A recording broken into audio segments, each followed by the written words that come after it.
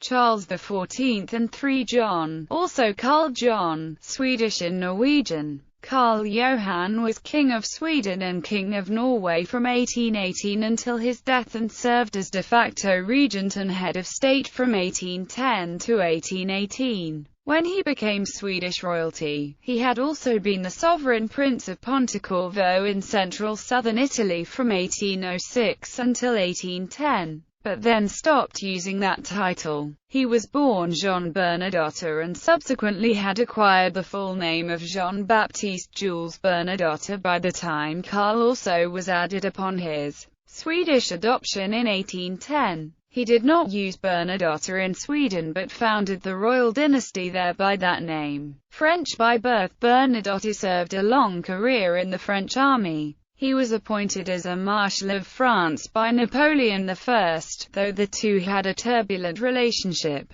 His service to France ended in 1810, when he was elected the heir presumptive to the Swedish throne because the Swedish royal family was dying out with King Charles XIII. Baron Carl Otto Morner, a Swedish courtier and obscure member of the Riksdag of the Estates, advocated for the succession. Early life and family. Bernadotte was born in Pau, France, as the son of John-Henry Bernadotte, prosecutor at Pau, and wife Jeanne de Saint-John, niece of the lay abbot of Cyrix. The family name was originally Dupuy, but was changed to Bernadotte, a surname of an ancestress, at the beginning of the 17th century. Bernadotte himself added Jules to his first names later. Military career. Bernadotte joined the army as a private in the Régiment de Royal Marine on 3 September 1780, and first served in the newly conquered territory of Corsica. Following the outbreak of the French Revolution, his eminent military qualities brought him speedy promotion.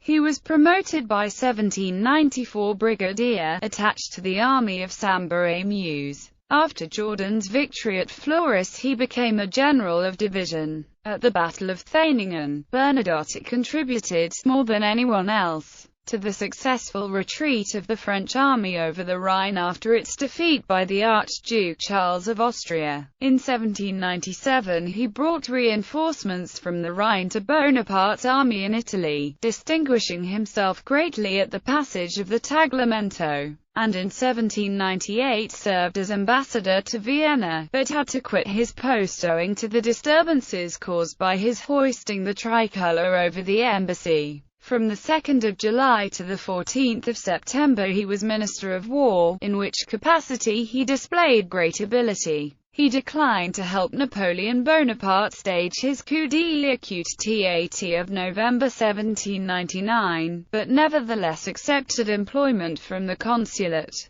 and from April 1800 to the 18th of August 1801 commanded the army in the Vendée. On the introduction of the First French Empire, Bernadotte became one of the 18 marshals of the empire and, from June 1804 to September 1805, served as governor of the recently occupied Hanover. During the campaign of 1805, Bernadotte, with an army corps from Hanover, cooperated in the Great Movement which resulted in the shutting off of Machin-Ulm. As a reward for his services at Austerlitz, he became the first sovereign prince of Pontecorvo, but during the campaign against Prussia, in the same year, was severely reproached by Napoleon for not participating with his army corps in the battles of Jena and Auerstadt, though close at hand. In 1808, as governor of the Hanseatic towns, he was to have directed the expedition against Sweden, via the Danish islands. But the plan came to naught because of the want of transports and the defection of the Spanish contingent. In the war against Austria, Bernadotte led the Saxon contingent at the Battle of Wagram, on which occasion, on his own initiative, he issued an order of the day attributing the victory principally to the valor of his Saxons, which order Napoleon at once disavowed.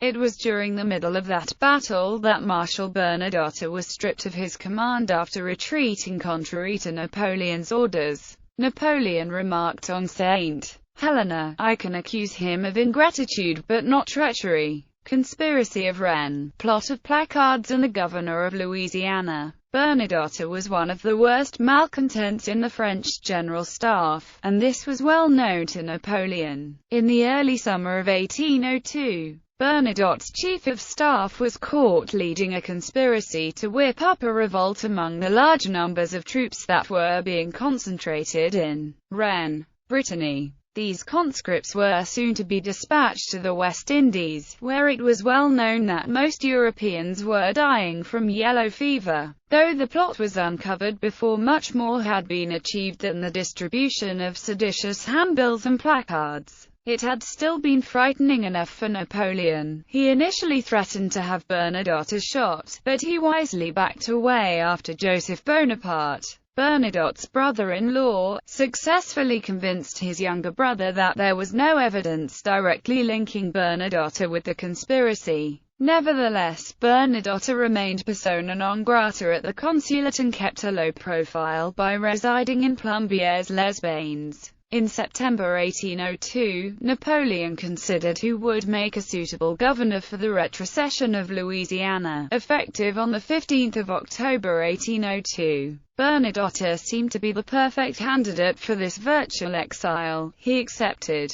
and he and his family made preparations to depart from La Rochelle. On the day of Bernadotte's scheduled departure, April 12, 1803, James Monroe arrived in Paris to close the deal on the Louisiana Purchase. When Bernadotte's party arrived in La Rochelle, confusion ensued for many days as the ship chartered to take them to Louisiana was counter-ordered to carry General Jean-Augustin Ernouf to his appointment of Governor-General of the French colony in Saint-Domingue and Guadeloupe following the suppression of a sudden widespread slave insurrection. A second possible ship was recalled to convey supplies to the army in Saint-Domingue, while organizing a third vessel to take him to Louisiana. Parisian newspapers had reached Bernadotte announcing the surprise conclusion of the Louisiana Purchase. Bernadotte was waiting in La Rochelle for clarification from the consulate on May 16,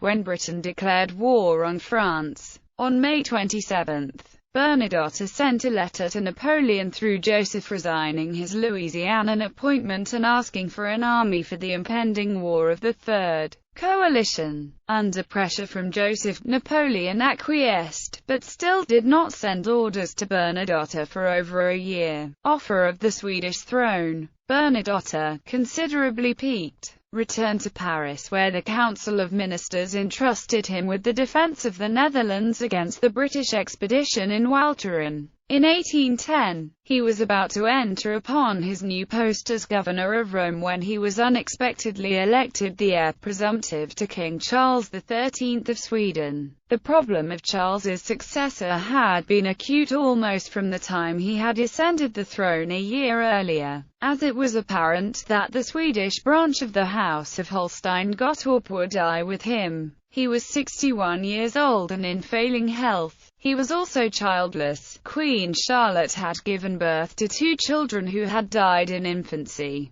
and there was no prospect of her bearing another child. The king had adopted a Danish prince, Charles August, as his son soon after his coronation, but he had died just a few months after his arrival. Bernadotte was elected partly because a large part of the Swedish army, in view of future complications with Russia, were in favor of electing a soldier, and partly because he was also personally popular, owing to the kindness he had shown to the Swedish prisoners during the recent war with Denmark. The matter was decided by one of the Swedish courtiers, Baron Carl Otto Morner, who, entirely on his own initiative, offered the succession to the Swedish crown to Bernadotte. Bernadotte communicated Morner's offer to Napoleon, who treated the whole affair as an absurdity. The emperor did not support Bernadotte but did not oppose him either, and so Bernadotte informed Morner that he would not refuse the honor if he were elected. Although the Swedish government, amazed at Morner's effrontery, at once placed him under arrest on his return to Sweden, the candidature of Bernadotte gradually gained favor, and on 21 August 1810, he was elected by the Riksdag of the Estates to be the new crown prince. and was subsequently made Generalissimus of the Swedish Armed Forces by the King, Crown Prince and Regent. On the 2nd of November Bernadotte made his solemn entry into Stockholm, and on the 5th of November he received the homage of the Riksdag of the Estates, and he was adopted by King Charles XIII under the name of Charles John. At the same time, he converted from Roman Catholicism to the Lutheranism of the Swedish court. The new crown prince was very soon the most popular and most powerful man in Sweden. The infirmity of the old king and the dissensions in the Privy Council of Sweden placed the government, and especially the control of foreign policy, entirely in his hands. The keynote of his whole policy was the acquisition of Norway, and Bernadotte proved anything but a puppet of France. In 1813 he allied Sweden with Napoleon's enemies, including Great Britain and Prussia, in the Sixth Coalition, hoping to secure Norway. After the defeats at Lutzen and Bautzen, it was the Swedish crown prince who put fresh fighting spirit into the Allies, and at the Conference of Trachenberg he drew up the general plan for the campaign, which began after the expiration of the Truce of Platwitz. Charles John, as the commander-in-chief of the Northern Army, successfully defended the approaches to Berlin and was victorious in battle against Oudinot in August and against Ney in September at the battles of Grossbeeren and Dennewitz, but after the Battle of Leipzig he went his own way, determined at all hazards to cripple Denmark and to secure Norway, defeating the Danes in a relatively quick campaign. His efforts culminated in the favourable Treaty of Kiel, which transferred Norway to Swedish control. However, the Norwegians were unwilling to accept Swedish overlordship. They declared independence, adopted a liberal constitution and elected Danish Crown Prince Christian Frederick to the throne. The ensuing war was swiftly won by Sweden under Charles John's generalship. Charles John could have named his terms to Norway, but in a key concession accepted the Norwegian constitution. This paved the way for Norway to enter a personal union with Sweden later that year. King of Sweden and Norway. As the Union King, Charles XIV John in Sweden and Charles III John in Norway, who succeeded to that title on 5 February 1818 following the death of Charles XIII and II. He was initially popular in both countries. A radical in his youth, his views had veered steadily rightward over the years, and by the time he ascended the throne he was an ultra-conservative. His autocratic methods, particularly his censorship of the press, were very unpopular, especially after 1823. However, his dynasty never faced serious danger, as the Swedes and the Norwegians alike were proud of a monarch with a good European reputation. He also faced challenges in Norway. The Norwegian constitution gave the Norwegian parliament, the Storting, more power than any legislature in Europe. While Charles John had the power of absolute veto in Sweden, he only had the suspensive veto in Norway. He demanded that the Storting give him the power of absolute veto, but was forced to back down. Opposition to his rule reached a fever pitch in the 1830s, culminating in demands for his abdication. Charles John survived the abdication controversy and he went on to have his Silver Jubilee, which was celebrated with great enthusiasm on the 18th of February 1843. He reigned as King of Sweden and Norway from the 5th of February 1818 until his death in 1844. Death. On the 26th of January 1844, his 81st birthday, Charles John was found unconscious in his chambers having suffered a stroke. While he regained consciousness, he never fully recovered and died on the afternoon of the 8th of March. His remains were interred after a state funeral in Stockholm's Riddarholm Church. Titles, styles, honors, and arms.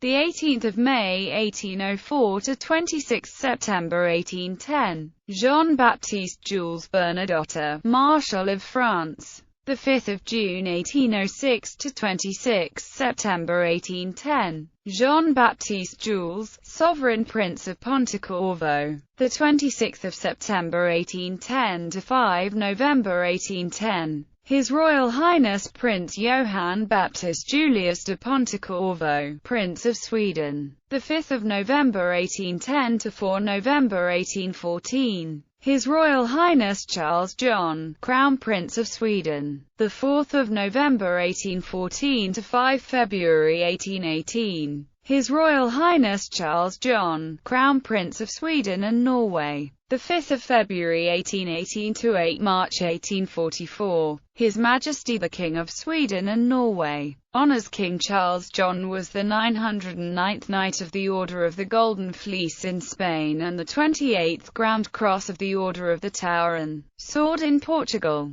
The main street of Oslo, Karl Johans Gate, was named after him in 1852. The main base for the Royal Norwegian Navy, Karl Johans Verne, was also named after him in 1854. The Carlsberg Fortress, located in the present-day Carlsberg municipality in Västra Götaland County, was also named in honor of him. Arms: fictional portrayals. The love triangle between Napoleon, Bernadotte and Désirée Clary was the subject of the novel Désirée, by Anne-Marie Selinko. The novel was filmed as Désirée in 1954, with Marlon Brando as Napoleon, Jean Simmons as Désirée, and Michael Rennie as Bernadotte. Bernadotte appears in a series of side missions in the video game Assassin's Creed Unity, again concerning the love triangle. Ancestry.